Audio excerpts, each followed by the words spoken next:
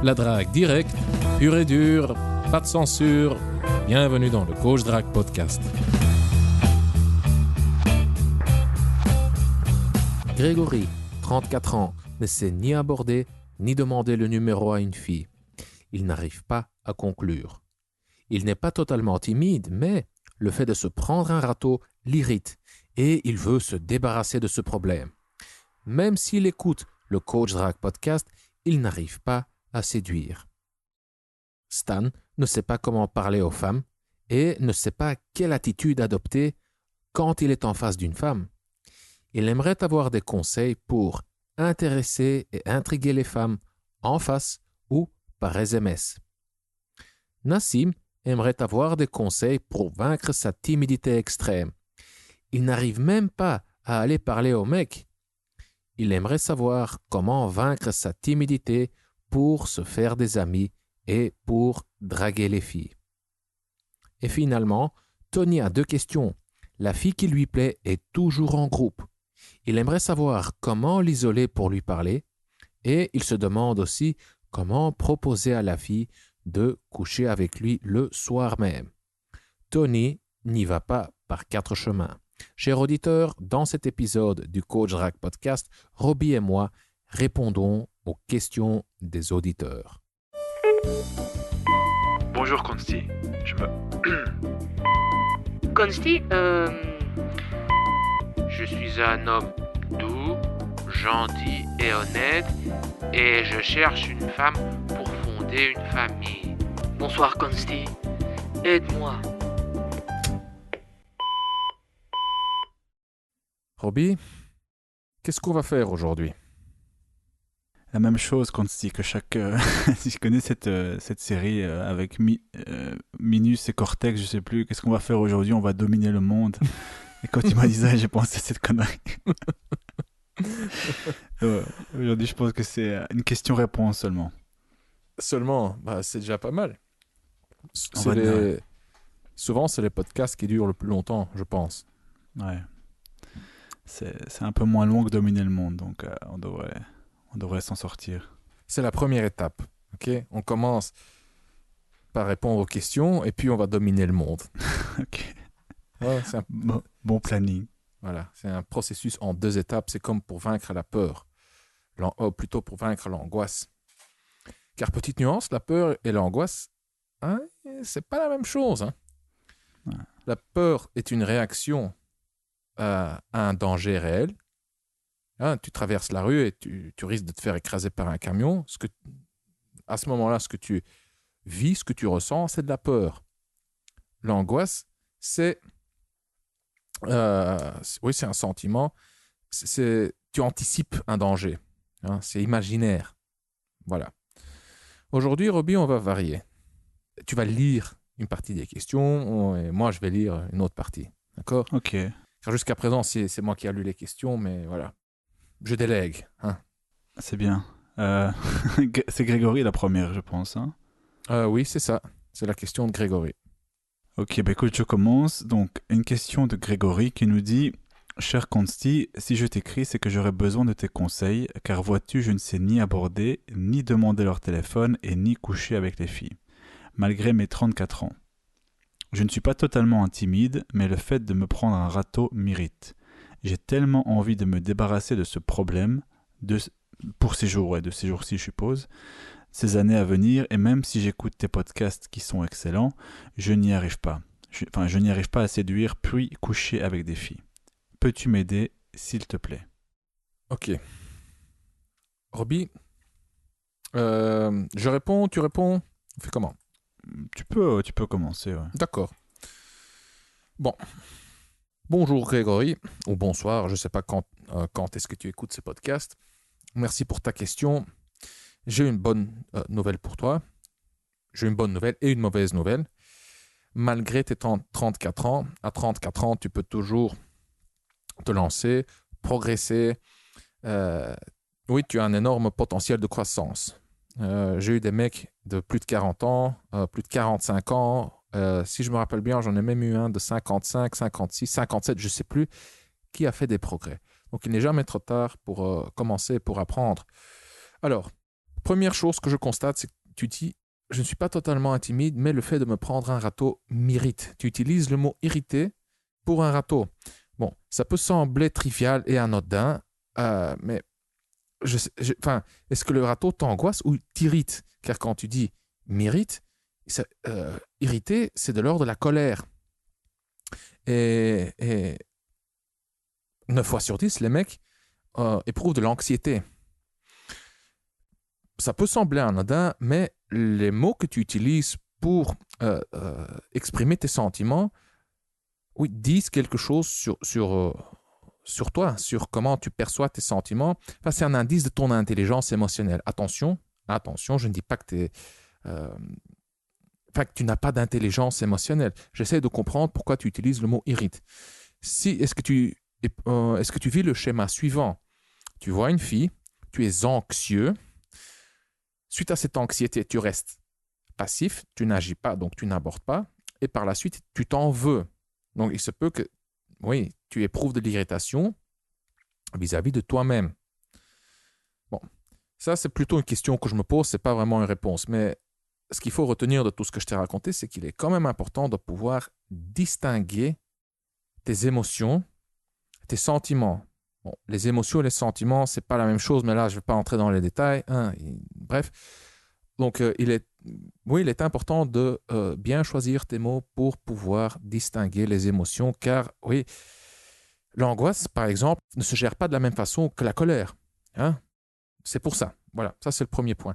Deuxième point, peut-être que ça va te soulager, je ne sais pas, mais tu n'es pas le seul. Bien au contraire, tout le monde a peur du râteau, ou plutôt tout le monde est angoissé du râteau. Notre cerveau est câblé ainsi. Et donc tout ce qui est l'exclusion sociale, le rejet, se faire rejeter du groupe, le regard désapprobateur de l'autre, surtout d'une femme, ça fait mal, ça active les mêmes centres du cerveau que la douleur physique, et ça a même une fonction évolutionnaire. Je veux dire, quand tu te fais exclure du groupe, quand les femmes te rejettent, ça réduit tes chances de survie. Et quand tu te fais rejeter par les femmes, quelque part, c'est un indice de ta place sur le marché de l'amour, de ta valeur sur le marché de l'amour. Si tu ne fais que te prendre des râteaux, ton ADN, tes gènes vont cesser d'exister. Tu ne vas pas pouvoir te procréer. Donc ça, c'est un peu une explication évolutionnaire un peu maladroite, un peu bricolée, mais tu me comprends. Donc tout le monde a peur du râteau et notre cerveau est câblé ainsi. Maintenant, le grand paradoxe, c'est que pour vaincre l'angoisse du râteau, il faut t'exposer au râteau. Donc au lieu de l'éviter, donc ton cerveau te dit non, râteau, évite le râteau, va-t'en, n'aborde pas. Et en même temps, pour vaincre cette anxiété, tu dois t'exposer au râteau. Donc, tu dois agir malgré cette angoisse. C'est tout con, je sais, mais il n'y a pas d'autre solution. Maintenant, j'ai encore une mauvaise nouvelle pour toi. Donc, la bonne nouvelle était tout le monde a peur du râteau. Tu peux, à ton âge, 34 ans, c'est jeune encore. Écoute, tu peux faire des progrès. Maintenant, voici la mauvaise nouvelle. Tu ne te débarrasseras jamais entièrement de ce problème. L'angoisse du râteau reste. Tu dois tout simplement apprendre à gérer cette anxiété, cette angoisse. Tu dois apprendre à vivre avec. Regarde, la plupart des comédiens, ils restent nerveux avant de monter sur scène. Et ça pendant toute leur carrière. Après 10 ans, 20 ans, 30 ans, 50 ans de carrière, ils sont toujours nerveux avant de monter sur scène. Mais à force de le faire, à force de s'exposer à cette angoisse, à l'objet qui déclenche cette angoisse, donc le public, l'angoisse du regard des autres, à force de s'exposer à ça, tu apprends à gérer, à tolérer cette angoisse. Tu apprends au centre primitif de ton cerveau que l'angoisse n'est pas mortelle. Donc, tu dois t'exposer à l'approche, tu dois aborder des femmes encore et encore et encore, et comme ça, tu apprendras à gérer cette angoisse. Et oui, à force d'aborder, l'angoisse va diminuer aussi. Mais si maintenant tu arrêtes pendant une certaine période, pendant une semaine, un mois ou je ne sais quoi, l'angoisse va revenir. Enfin, même après un jour, elle revient. progressivement. Voilà. Donc, tu dois apprendre à connaître le processus pour gérer cette angoisse. Et le processus est très con. Tu t'exposes à l'objet de l'angoisse. Donc, tu as peur d'aborder les femmes, donc tu abordes des femmes. Oui, tu dois te permettre de commettre des erreurs, car des erreurs, tu vas en commettre. Tes approches vont être maladroites, bordéliques, tu vas te prendre des râteaux. Mais oui, il y a pas de raccourci. Il faut passer par là. C'est le seul moyen. Écoute, quand tu restes passif, donc quand tu laisses l'angoisse te vaincre, l'angoisse augmente. Donc, pour apprendre à gérer cette angoisse, tu dois... encore une fois, tu dois agir, tu dois aborder. Tu ne dois pas être une proie. Tu dois affronter la peur. Donc, visualise la femme avec son regard désapprobateur, avec le mépris sur son visage. La femme qui te rejette, perçois-la comme un tigre ou comme un monstre. Au lieu de réagir comme une proie, hein, et de fuir ou de rester immobilisé, hein, tu as la réponse combat-fuite. Pour ton estime personnelle, pour ta confiance en toi, pour développer du courage, pour développer du caractère, tu dois l'affronter. Donc quand le tigre, hein, t'attaque, au lieu de t'enfuir, tu cours vers le tigre, tu contre-attaques. C'est une image, c'est une métaphore. Donc tu dois affronter la peur, tu dois t'exposer à la peur, tu dois aller vers le danger. Donc concrètement, tu dois aborder cette femme. Et je suppose que tes débutants, tes premières... je peux pas te le dire, hein, 50, 100 approches, peut-être plus, peut-être moins, je sais pas, vont être merdiques. C'est juste comme ça, il faut passer par là. Accepte-le. Et ton but, quand tu abordes, c'est justement d'aborder rien d'autre. Tu abordes pour toi, pour vaincre cette peur, pour vaincre cette angoisse, pardon. Ensuite, le dernier point. Écoute, même si tu écoutes les podcasts, tu n'arrives pas à séduire les filles. Oui, d'accord, je comprends. Enfin, non, je crains de ne pas comprendre exactement ce que tu veux dire par cette dernière phrase qui est même si j'écoute tes podcasts qui sont excellents, merci, je n'arrive pas à séduire puis coucher avec des filles. Peux-tu m'aider, s'il te plaît? Au début de ton message, tu dis que tu sais ni aborder, ni demander leur numéro de téléphone, ni coucher avec des filles.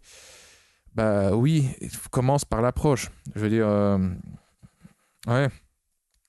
Donc concentre-toi sur la première étape, qui est apprendre à aborder. Car toute interaction commence par la rencontre, par l'approche. Si tu veux coucher avec des filles, bah, tu ne vas pas, comme par miracle, te retrouver couché sur une fille. Hein, ils vont passer par l'approche. Et ouais, c'est pas les podcasts qui vont réduire ton angoisse. C'est un peu comme si tu me disais, écoute, Consti, je veux devenir un bon joueur de foot, mais même en écoutant tes podcasts, je n'arrive pas à devenir un bon joueur de foot. Ben non, c'est pas en regardant la télé, en écoutant des podcasts que tu vas devenir un bon joueur de foot. Pour ça, tu dois jouer au foot encore et encore, aller à des entraînements, jouer des matchs, et en complément, tu lis des bouquins sur la stratégie, tu regardes des analyses à la télé, tu regardes des tutos sur YouTube, etc. Donc, concentre-toi sur la première étape, qui est l'approche. Et maintenant, il n'y a rien qui me vient à l'esprit, mais ouais, on a publié plus de 100, je sais pas, 110, 120, 130 podcasts, je ne sais plus. Mais tu trouveras sûrement sur le site du Coach Drac Podcast et sur le blog aussi plein d'articles qui traitent sur comment gérer l'angoisse de l'approche.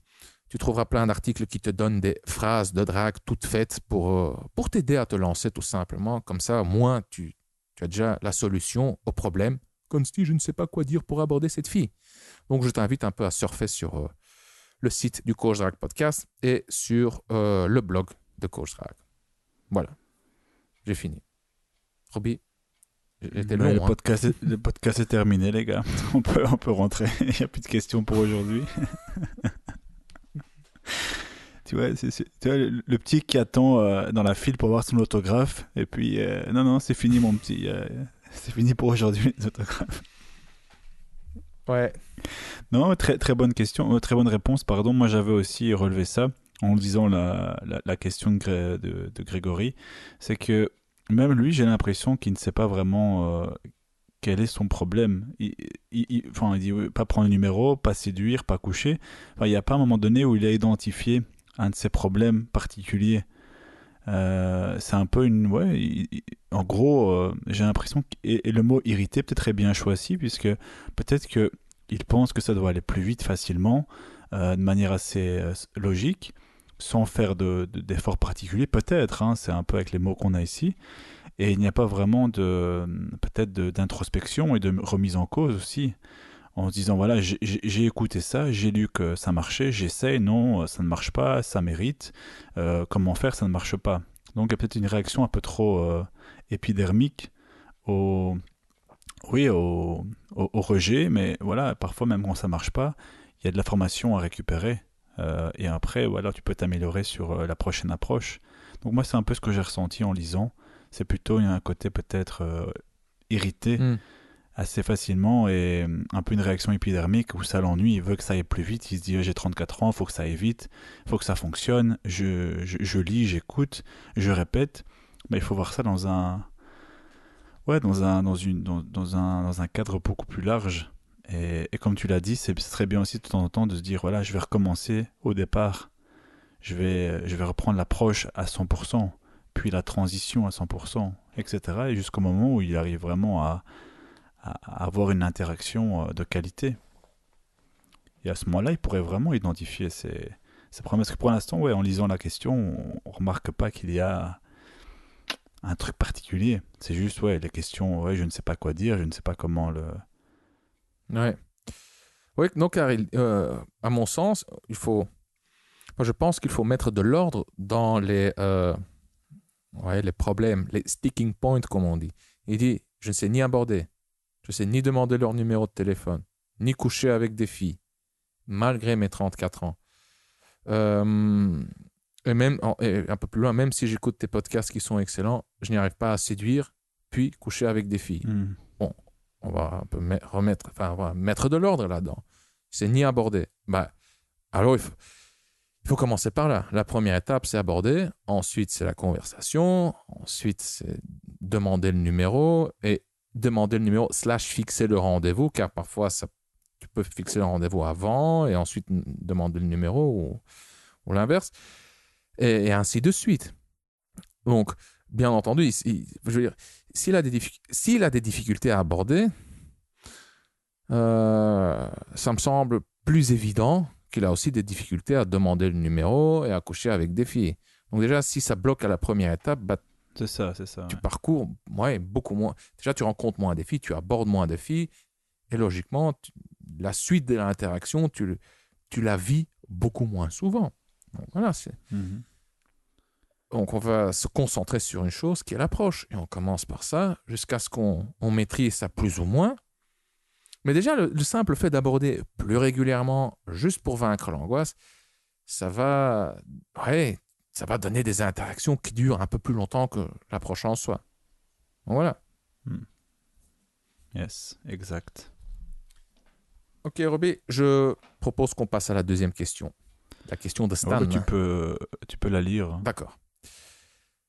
C'est la question de Stan. Bonjour, en fait, moi, je n'ai jamais su vraiment comment parler aux femmes. Donc, inutile de dire que je n'ai pas beaucoup de succès avec. Le plus souvent, je ne sais pas trop quoi dire pour intéresser la fille et lui donner envie pour l'intriguer, que ce soit par SMS ou face à face. Je ne sais pas non plus quelle attitude adopter quand je suis face à une femme. J'essaie en ce moment d'adopter les techniques de mentaliste afin de pouvoir arriver à mes fins. Devenir un homme charismatique qui sait et qui peut intéresser n'importe quelle femme. Fin de la question de Stan. Ok. Je ne connais pas les techniques de mentaliste. Je ne sais pas ce que tu connais. J'en ai entendu parler. Je ne sais pas si tu connais Darren Brown.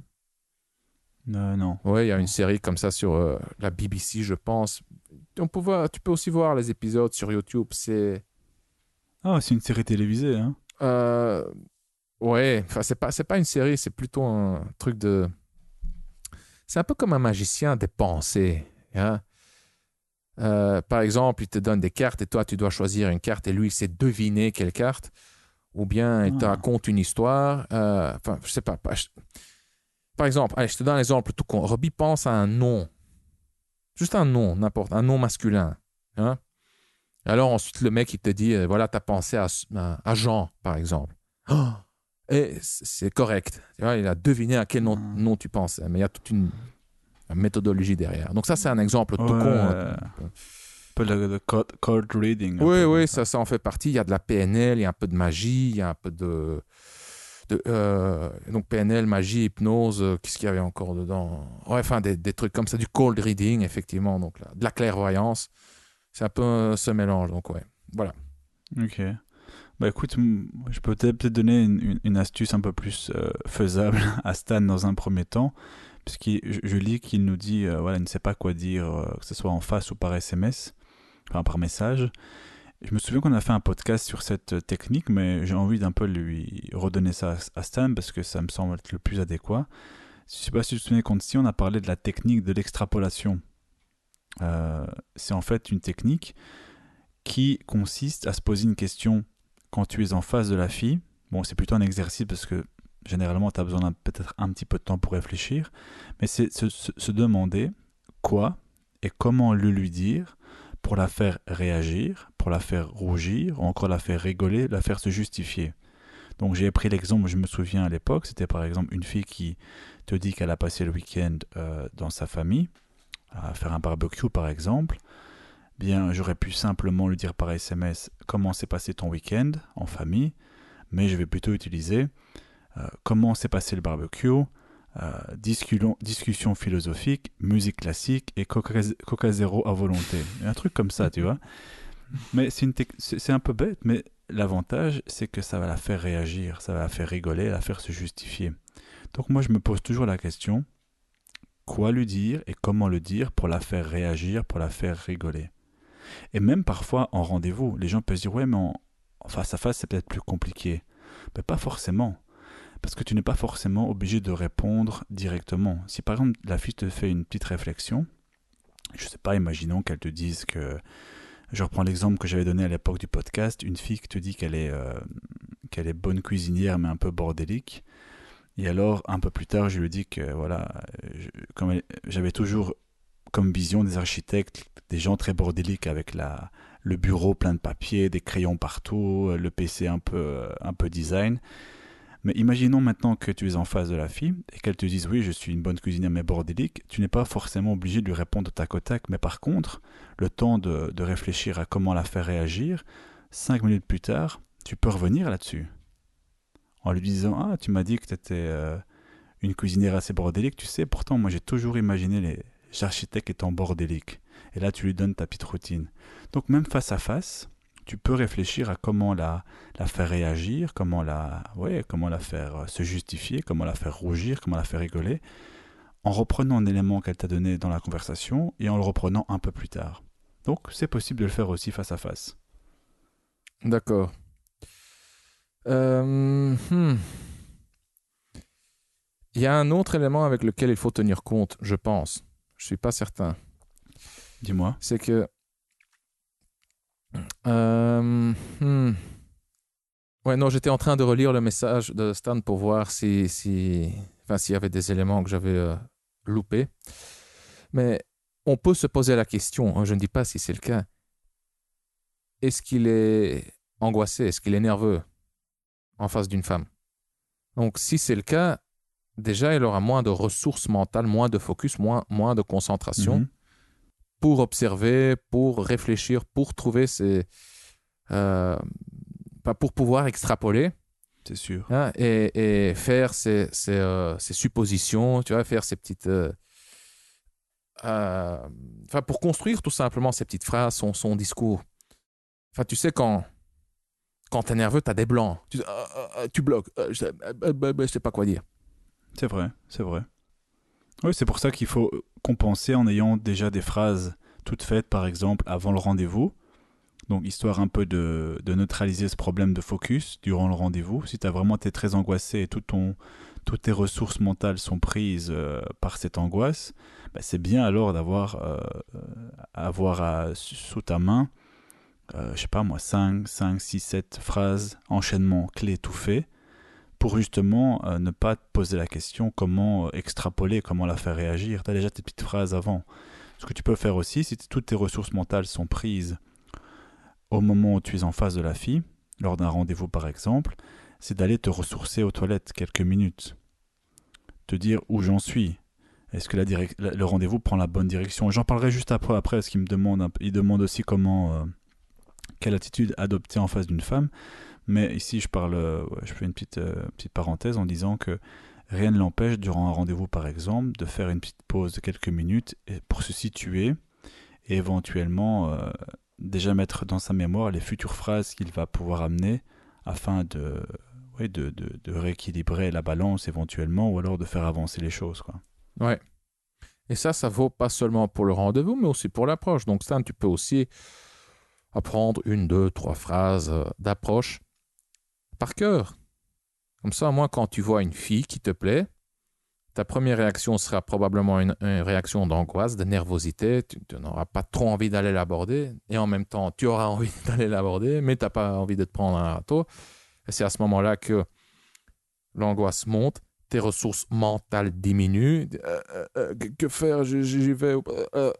Et si tu as à ce moment-là une phrase, ou 2 ou 3, voilà, toute faite, prête et mémorisée, bah déjà ça enlève une petite partie de la pression. Et encore un avantage supplémentaire des phrases de drague toutes faites est que tu peux protéger ton ego. Tu peux te dire, c'est pas moi qui a foiré, c'est la phrase. Hein, c'est pas moi qui n'a pas marché, c'est la phrase qui n'a pas marché. Bon, voilà. Donc apprends quelques phrases par cœur, juste pour te lancer et pour réduire la pression. Voilà. Ouais. Et par SMS, là, c'est beaucoup plus simple. Là. Donc là, tu peux vraiment, tu as le temps de réfléchir à ce que tu vas lui envoyer. Donc là, c'est beaucoup plus simple, quoi. Oui. Et là, on va reparler de l'utilisation de la technique de la décantation. C'est même conseillé d'attendre un petit peu, de ne pas répondre tout de suite.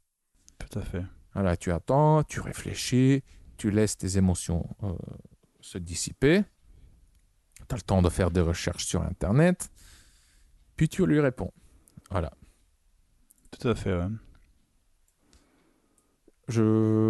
On a fait le tour? Enfin, non. Non, on a pas le tour de tout, mais... La deuxième question, c'était également, je ne sais pas non plus quelle attitude adopter quand je suis face à une femme. Bon, ici, je ne sais pas vraiment dans quel... il y a plusieurs environnements. Ça peut être... à une pause au boulot, ça peut être en rue, ça peut être dans un groupe, ça peut être dans plein de situations, donc c'est difficile de décortiquer chaque situation en particulier. Donc je vais juste prendre une réponse pour un cas le plus courant, en tout cas quand tu veux quelque chose de concret avec une fille, c'est d'avoir un rendez-vous avec elle. Et donc comment se comporter quand tu es face à une fille en rendez-vous? Eh bien, pour moi, il y a plusieurs éléments, mais ça se résume en un mot, c'est l'objectif intimité.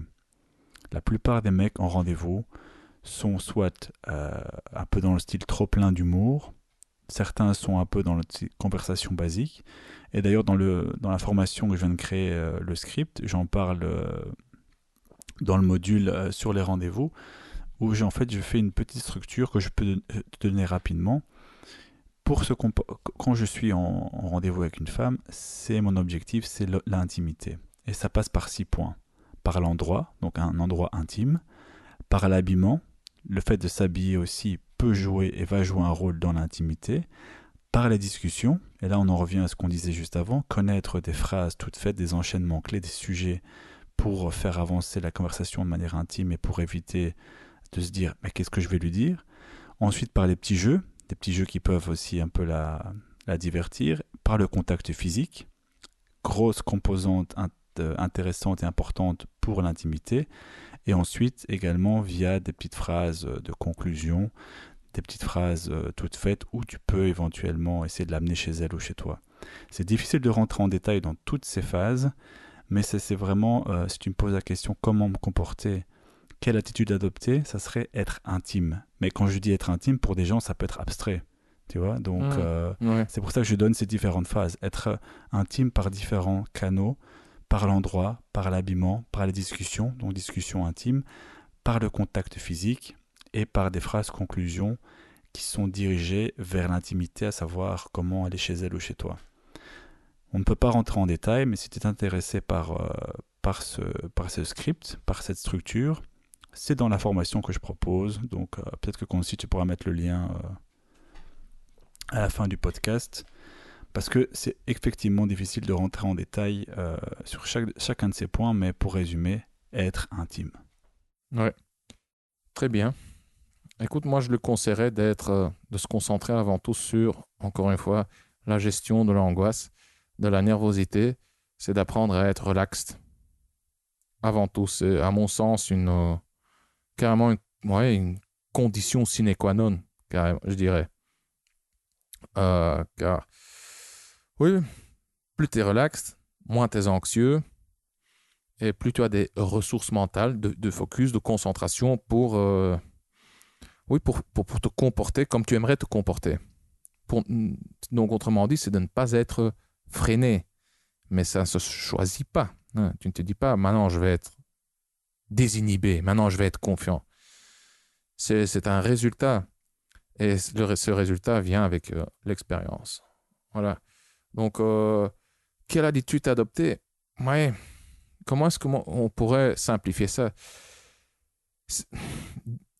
Quelque part, d'une part, tu devrais pouvoir te comporter avec elle. C'est plus difficile à dire qu'à faire. Hein. Comme tu te comportes avec un bon pote.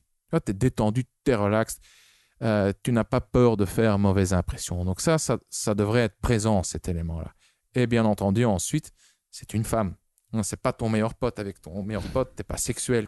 Il n'y a pas ce côté intime, il n'y a pas de tension sexuelle. Mais bon, ça, tu en as déjà parlé. Voilà. Ouais, mais ça se complète très bien, tu as raison, il faut vraiment être très détaché pour... Mais bon, c'est plus complexe à répondre que ces quelques phrases, mais voilà, le plus important, c'est dans ce que tu as dit. Quoi. Ouais. Et quand on l'explique comme ça semble super compliqué, tu dois tenir compte de plein de facteurs, mais une fois que tu le maîtrises, ouais, tu devras pas réfléchir, c'est comme apprendre à conduire. Au début, tu dois tenir compte de plein de facteurs, mais très vite, ça devient un automatisme et tu peux rouler en voiture en envoyant des textos. Hein. La façon de parler, bien entendu, c'est illégal, c'est déconseillé, c'est dangereux, mais tu vois où je veux en venir. Quoi. Tu ne réfléchis plus. Ok, Roby, on passe à la question de Nassim. Ok, tu veux que je la lise peut-être? Ouais, si tu veux bien. Ok, alors, une question de Nassim qui est assez courte. Bonsoir. J'ai 16 ans et je suis parti en vacances en camping. Ah tiens. J'ai vu une fille qui me plaît vraiment, sauf que je n'arrive pas à vaincre ma timidité qui est vraiment extrême, car je n'arrive même pas à aller voir un mec pour me faire des amis. Donc ma question est comment vaincre cette timidité pour me faire des amis, mais aussi pour draguer des filles. Ok. C'est la question. Je vais y répondre, ça va? Mon cher Nassim, salut et merci pour ta question. Bon, on va appeler un chat un chat. Nassim, si ta timidité est vraiment extrême, si ta timidité est maladive, si c'est un obstacle pour différents domaines, ici dans ce cas, donc par exemple à l'école, est-ce que la timidité est un problème à l'école? Est-ce que ça te freine dans ton développement, dans tes résultats? Clairement, ici au camping, oui, ça t'empêche d'aller voir cette fille. Tu dis même que tu n'arrives pas à aller voir un mec pour te faire des potes. Donc, si c'est vraiment une timidité extrême, le meilleur moyen, c'est de faire une thérapie de groupe, tout simplement. C'est de loin la solution la plus efficace. Et là, je t'entends déjà venir, ou toi, toi, Nassim, ou toi, cher auditeur. Surtout si tu te reconnais là-dedans, peut-être que tu as la réaction suivante. C'est de te dire « Ouais, non, j'ai pas envie de faire ça. Je préfère essayer d'abord autre chose. Je préfère vaincre cette timidité tout seul. Je préfère d'abord trouver des bonnes informations sur Internet et résoudre le problème tout seul. » Ah, par expérience, je sais que ça marche pas. Ça marche pas, tu vas perdre ton temps. Quelque part, c'est aussi une illusion. Écoute, si tu es vraiment timide, si ta timidité est ouais, problématique, maladive carrément, la seule solution, enfin la meilleure solution, consiste à faire une thérapie de groupe, car c'est un problème sérieux. Hein.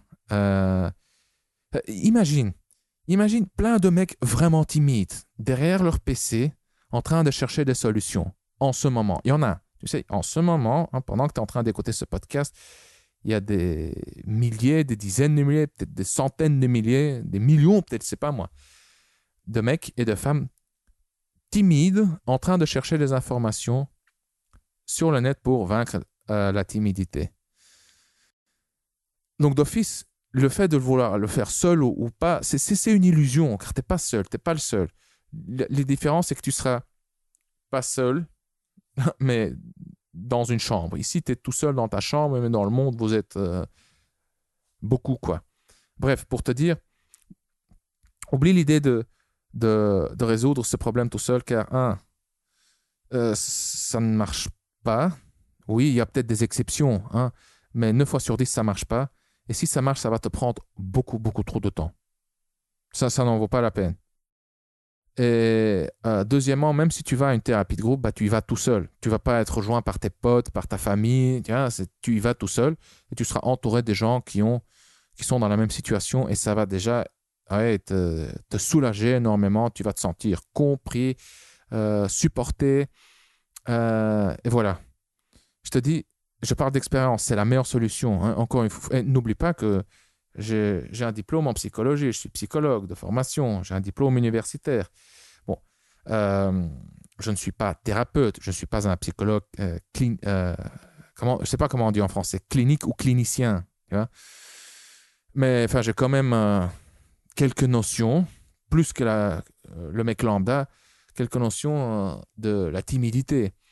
Et je me répète, car c'est vraiment important, Nassim, tu es encore jeune, ton cerveau est encore plus malléable que d'un adulte. Hein, chez toi, la neuroplasticité est plus, comment dire, plus plastique, quoi, hein, que chez un adulte. Donc, vas-y maintenant, quoi. Vas-y maintenant. Et tu seras vraiment content de l'avoir fait. Ça me rappelle un de mes clients, il m'a fallu 2 ans, quoi. 2 ans pour le convaincre d'aller suivre une thérapie de groupe. Et pendant ces 2 ans, crois-moi, il n'y avait pas d'amélioration. Oui, il y avait de l'amélioration dans ses approches, dans ses approches dans la rue. Mais ça, c'est très, très spécifique. Mais s'il se retrouvait, je sais pas, devant une grande terrasse où les gens le regardaient, il bloquait. S'il devait entrer dans un cinéma par le devant, tu vois, il devait passer devant tout le monde, il était paralysé. Et pendant ces 2 ans, il y avait aucun progrès, aucun changement. Il a fait une thérapie de groupe, ça a duré 6 mois, hop, et il en était débarrassé. Voilà. Thérapie de groupe, c'est même pas négociable, je dirais. Bon, je peux pas te pousser, quoi, tu vois, c'est à toi de faire le choix, mais voilà, quoi, c'est la meilleure solution de loin. Très bien. Ok, Robbie, je sais pas si tu avais quelque chose à ajouter. Non, très bien. Ben, c'est juste que c'est toujours difficile parce qu'il y a des gens qui parfois surestiment leur cas, d'autres qui sous-estiment leur cas. Le timidité, il y en a que c'est vraiment parfois pathologique, chez d'autres c'est juste une vision de l'esprit, donc c'est difficile de toujours dire oui, toi tu es une personne qui mériterait un accompagnement thérapeutique avec des professionnels et d'autres qui, ouais non, toi tu es juste dans une phase de ta vie où tu penses être le plus malheureux, le plus timide, mais c'est pas forcément le cas. Donc c'est toujours difficile, mais par contre je suis d'accord avec toi à 100% si la personne écoute et a déjà fait plein de choses et voit qu'il n'y a pas eu d'amélioration, c'est bien d'avoir mentionné l'existence de ces thérapies de groupe, au moins pour essayer. Ouais. Ça, c'est évident. Ici, il me dit quand même vaincre ma timidité qui est vraiment extrême. Je n'arrive même pas à aller voir un mec pour me faire des amis. Comment vaincre cette timidité pour me faire des amis? Tu vois, aussi draguer des filles. Donc, déjà, même être nerveux, ouais, être nerveux en face d'une femme, c'est quelque chose de plus courant. Tu vois, c'est d'un autre ordre. Hein, c'est de l'ordre sexuel, de l'ordre intime. Mais si tu as déjà des problèmes, à te faire juste des amis, à aller vers des mecs, ouais, c'est quand même un indice qu'il y a quelque chose d'un peu plus prononcé que juste ne pas oser aborder une femme, quoi. Donc c'est quand même une Ouais. piste à explorer. Bon, peut-être qu'effectivement j'ai un peu exagéré, je sais pas, mais je me base sur ce qu'il écrit, hein. Non, mais au moins c'est bien pour les gens qui se reconnaissent, au moins ils savent qu'il y a une possibilité qui a l'air efficiente, à savoir le groupe, Ah oui, oui, thérapie de groupe. Ouais. ça marche vraiment, J'ai c'est inversé très les mots. efficace, ouais. Ok, mais écoute, passons à la question suivante peut-être. Vas-y.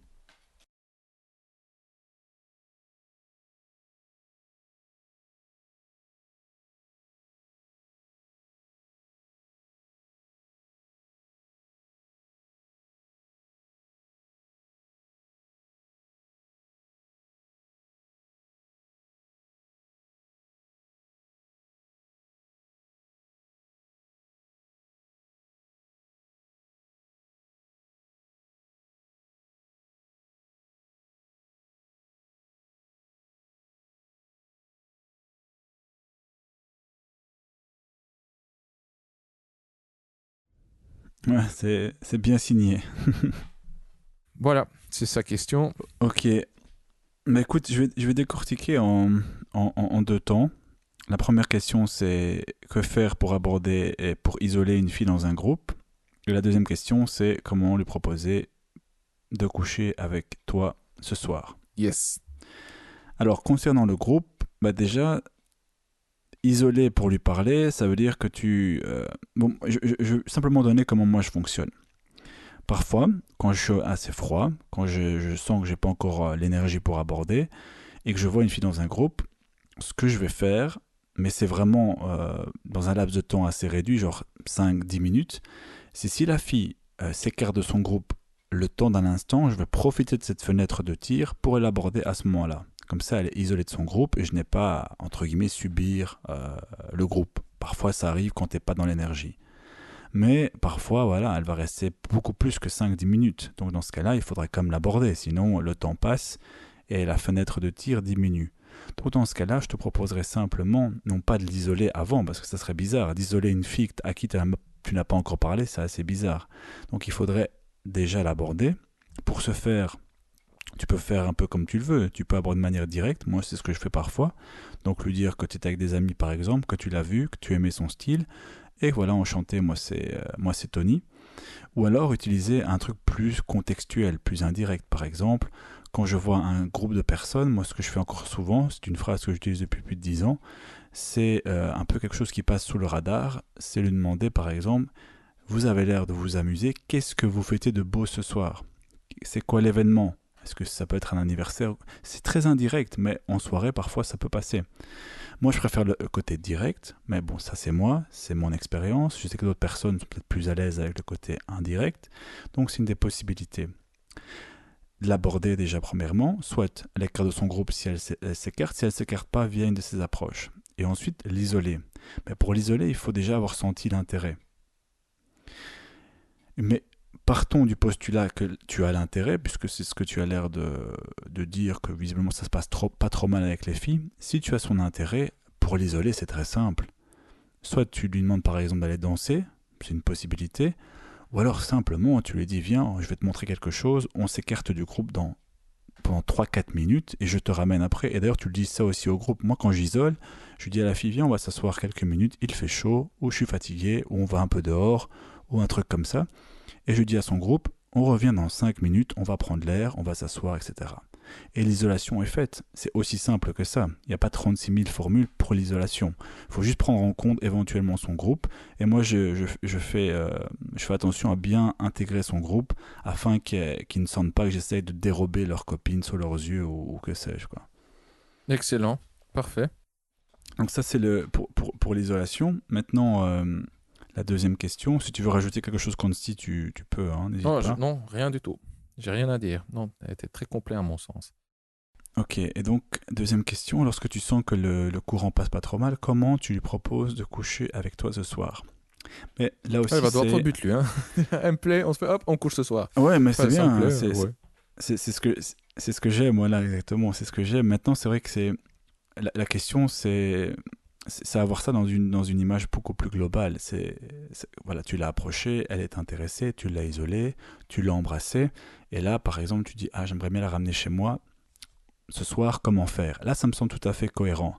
Maintenant, imaginons que elle n'est pas intéressée, que tu penses que ça se passe pas trop mal, mais qu'il n'y a aucune intimité qui s'est passée entre vous et encore moins de baisers, et tu te demandes comment lui proposer de coucher avec toi ce soir, ça serait un peu plus compliqué. Donc, je Ouais. pars encore une fois du postulat que ça s'est bien passé, que tu as du succès, puisque c'est ce que tu écris, et que donc, à ce moment-là, tu l'as embrassé, et que le contact physique est installé, que l'intimité entre vous est installée.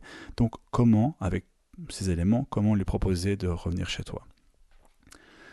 Eh bien, moi, j'utilise, et c'est plein de techniques, mais tout récemment, et on en parlait avec Consti juste avant, une technique assez directe et assez, je dirais pas maléfique, mais qui est très intéressante, c'est de lui poser la question simplement. De lui dire, et c'est testé, je l'ai testé récemment ici, c'est quelque chose que j'utilisais pas forcément il y a quelques années, mais depuis quelques mois c'est ce que j'utilise dans ce même ordre d'idées, c'est lui poser la question suivante. On passe une bonne soirée, toi et moi. On a un bon feeling, on s'amuse bien. Et je sais que c'est difficile de créer cette atmosphère, donc j'ai pas envie de casser cette bulle qu'on a entre nous. Donc j'aimerais continuer cette soirée avec toi. Qu'est-ce qui pourrait nous empêcher de passer la nuit ensemble? Voilà une technique dont on a discuté avec Consti juste avant, que j'ai pu tester récemment à 2 ou 3 reprises et qui a très bien fonctionné. J'ai été surpris de la simplicité des réponses des filles qui me disaient « Ah mais j'ai l'impression que je suis pas en forme, que l'alcool m'a un peu dégommé et j'ai l'impression que je vais pas être ça va pas être super bien si on le fait aujourd'hui. » Tu t'imagines? Si j'avais commencé si j'avais commencé à essayer de chasser, essayer de deviner quelle était la peur de la fille pour ne pas coucher avec moi, j'aurais peut-être pioché dans le vide ou j'aurais peut-être utilisé une technique qui n'était pas forcément la bonne. Mhm. En lui posant la question, en la confrontant, j'ai eu la réponse et j'ai simplement dit, écoute, si t'es pas en forme, allons quand même chez moi, passons un peu de temps ensemble parce qu'on se passe vraiment du bon moment, mais si tu te sens toujours pas confortable, tu te sens pas à l'aise pour aller plus loin, pas de problème, je prendrai un taxi, j'appellerai un taxi et le simple fait d'avoir verbalisé sa crainte, son problème, et de l'avoir rassuré, quelque part, elle doit être cohérente.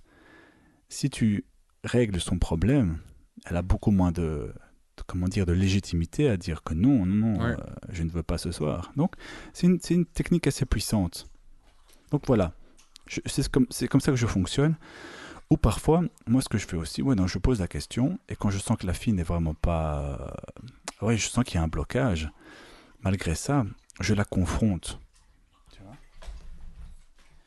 je la confronte, c'est-à-dire que quand je sens que... comment dire ça? Je sens qu'il y a trop de malentendus, trop d'implicite, tu vois, entre elle et moi. Par exemple, imaginons que Tony veuille l'inviter à boire un dernier verre, et donc il lui pose la question, viens, allons chez moi, buvons un dernier verre. Et la fille, elle, le voit comme un peu une astuce pour essayer de la baiser. Et elle va le sentir un peu, oui, j'ai pas envie de rentrer dans ce petit jeu d'implicite. Lui essaie de me dire qu'on va juste boire un dernier verre. Bref, il y a un truc qui me plaît pas. Il y a un peu des non-dits comme ça, un côté, une mauvaise atmosphère. Elle sent le double agenda. Voilà, elle sent le double agenda. Donc moi, une des solutions, on vient de la voir, c'est poser la question, qu'est-ce qui nous empêcherait de passer la nuit ensemble? Mais sinon, dans une situation pareille, quand tu n'as pas de manière préventive posé la question, qu'est-ce qui nous empêcherait de passer la nuit ensemble, mais que tu as plutôt essayé d'y aller un peu comme on dit, je sais pas, en Belgique, on dit en stummeling. C'est-à-dire... C'est du flamand, ça, hein, c'est du néerlandais. C'est du flamand, ok. Enfin, comment tu traduis ça Parce que stummeling, en fait, ça veut dire con, abruti. Ah, ok. Enfin, ouais. Ça veut dire y aller un peu de manière ambiguë, quoi. Essayer de Oui, stumbling veut aussi dire muet. Ah, voilà, ok. Peut-être comme ça. Alors, ouais. Si tu essaies vraiment d'y aller avec un double agenda, en cachant tes intentions, voilà, c'est mieux comme ça. En cachant tes intentions, elle peut se braquer. Et là, qu'est-ce que je fais?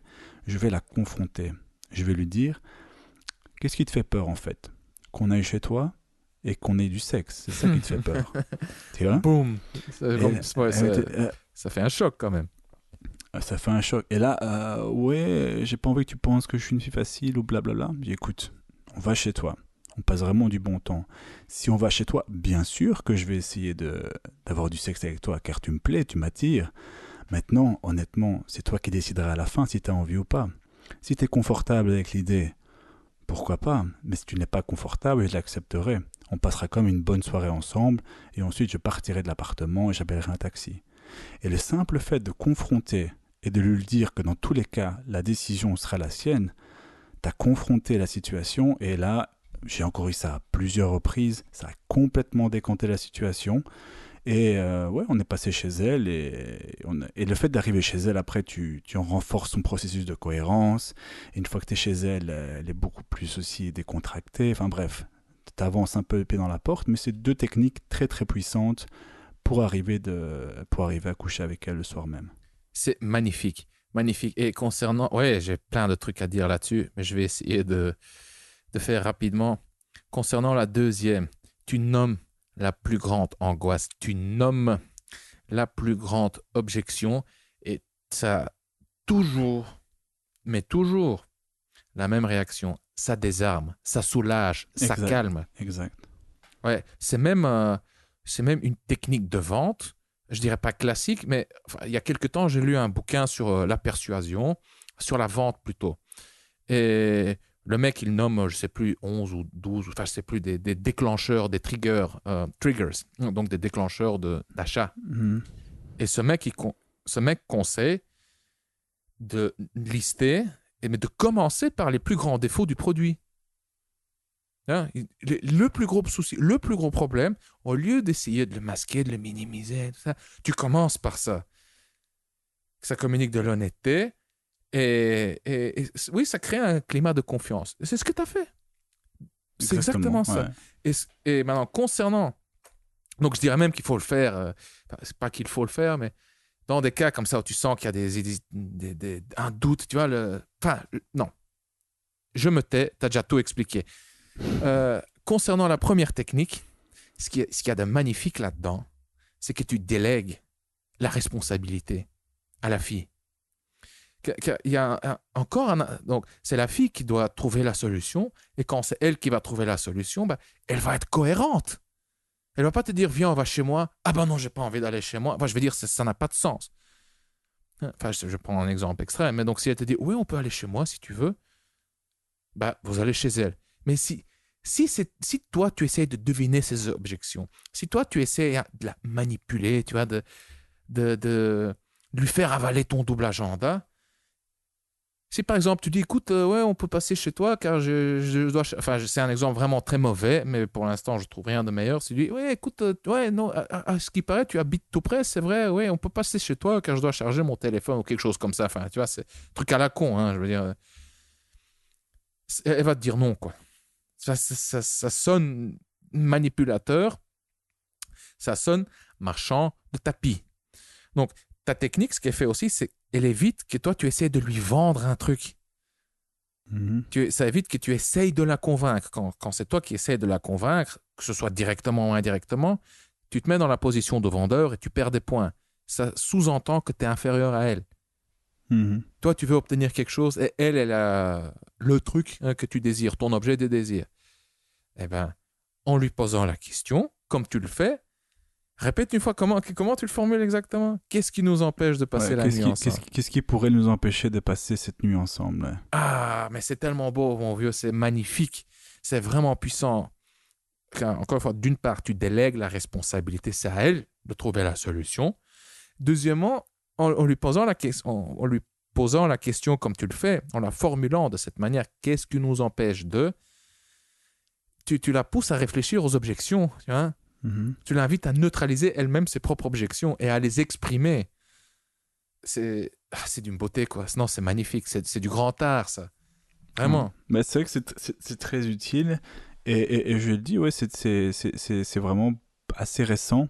Parce que j'ai encore une multitude de petites techniques comme ça. Mais tu sais, parfois, tu disais, oui, le double agenda. Je suis d'accord avec toi, mais j'utilise parfois encore, entre guillemets, ce double agenda. Bien que je ne considère pas que c'est un double agenda. Parce que dans mon comportement, dans ma façon de me comporter. La fille se sent. Ah, mais c'est une question d'intention aussi, hein. Oui, voilà, ça aussi. Parce que moi, ça m'arrive souvent de dire à une fille, viens, on passe chez moi et je vais te faire écouter la dernière musique. Si on a parlé par exemple de langue ou on a parlé de musique, je vais reprendre cet élément pour essayer de passer chez moi. Mais je vois ça comme une pyramide en fait. Mhm. Si c'est fluide, je vois pas l'intérêt de la confronter Ouais. ou d'aller directement dans ce type de dialogue. Si c'est naturel, c'est fluide, ben j'utilise la version douce entre guillemets, tu vois. Ouais. Tu viens, on passe chez moi, je vais te montrer ça. Si je sens que la fille est ok, on y va. Si par contre je sens des objections, des blocages, là je vais commencer à utiliser qu'est-ce qui peut nous empêcher, ou encore confronter en disant ouais, je sens. Tu dis sûrement que je t'invite pour te baiser, ce qui est le cas. Mais tu as toujours une porte de sortie et à la fin, c'est toi qui décides. Donc, vois ça comme une pyramide, simplement. Ouais, tout à fait. Magnifique. Moi, j'utilise une petite variante, un truc similaire. Récemment, j'ai fait avec une fille rencontrée sur Tinder. Ouais, c'est l'équivalent de ce que toi tu dis. Je dis, écoute, on a vraiment un bon feeling, toi et moi. Les émotions sont vraiment bonnes. On surfe sur des vagues de plaisir, de chaleur. Malheureusement, il se fait tard, quoi. Hein? Et tu sais, je vais vraiment être franc avec toi. J'ai pas envie que ça se termine. J'ai vraiment envie de surfer le plus longtemps possible sur ces vagues. Comment est-ce qu'on peut arranger ça? Tout simplement. Comment est-ce qu'on peut arranger ça? Ouais, et alors, ouais, mais c'est le signe d'intérêt flagrant. Et, ah ouais, t'habites où? Je dis Tirlemont. Ah ouais, mais c'est pas trop loin. C'est pas loin du tout. Je te ramène si tu veux. C'est ça, c'est quoi? C'est 40 minutes de route, tu vois, quand elles sont intéressées. 40 minutes, c'est rien. Enfin, bref. Et donc là, je vais pas entrer dans les détails, mais là, je lui ai proposé, ouais, j'ai une meilleure idée. Ouais, va chez toi, la musique, blabla. On est allé chez elle, et bref. Voilà. Mais donc, voilà. Comment est-ce qu'on peut arranger ça? C'est magnifique. C'est tellement puissant comme phrase, mon vieux. Voilà. Bah, là, je pense que Tony a 3-4 techniques différentes pour y arriver. Ouais, toutes faites, des phrases. C'est des phrases qu'il peut utiliser le restant de sa vie. Ouais. Voilà. Oh bien, on a fait le tour. Hein. Yes. On a eu beaucoup d'inspiration aujourd'hui. Hein. On a fait couler les jus créatifs. Ah. Pour terminer sur une bonne note, ça se dit en... Ça se dit. En français, ça ouais. Se dit, c'est un stummeling. Ouais, d'accord. Ok, Carabenti, je te propose qu'on se fasse la bise, qu'on se dise au revoir et qu'on se voit la prochaine fois. Hein? Yes, comme d'habitude, ça marche. Ok, Robbie, à très vite. Merci. Salut, bye, ciao. Pour terminer, cher auditeur, si tu ne l'as pas encore fait, alors abonne-toi au Coach Drag Podcast. Tu peux t'abonner dans iTunes, par email, sur SoundCloud et YouTube. Tu trouveras les liens pour t'abonner au Coach Drag Podcast en dessous de chaque épisode sur le site du Coach Drag Podcast. L'adresse du site est coachdrag.com/podcast. Et si tu as aimé cet épisode et si tu souhaites donner un coup de pouce au Coach Drag Podcast, la meilleure chose que tu puisses faire, c'est de laisser une évaluation de 5 étoiles sur iTunes. Si tu ne sais pas comment laisser une évaluation sur iTunes, alors consulte les instructions en images, étape par étape, en dessous de ce podcast sur le site du Coach Drag Podcast. Encore une fois, l'adresse du site est coachdrag.com/podcast. Ton évaluation est importante, car comme ça, tu aides les mecs, comme toi et moi, à découvrir le Coach Drag Podcast plus facilement. Je suis Consti de coachdrag.com. Merci d'avoir écouté le Coach Drag Podcast. On se voit dans le prochain épisode. Bonne drague.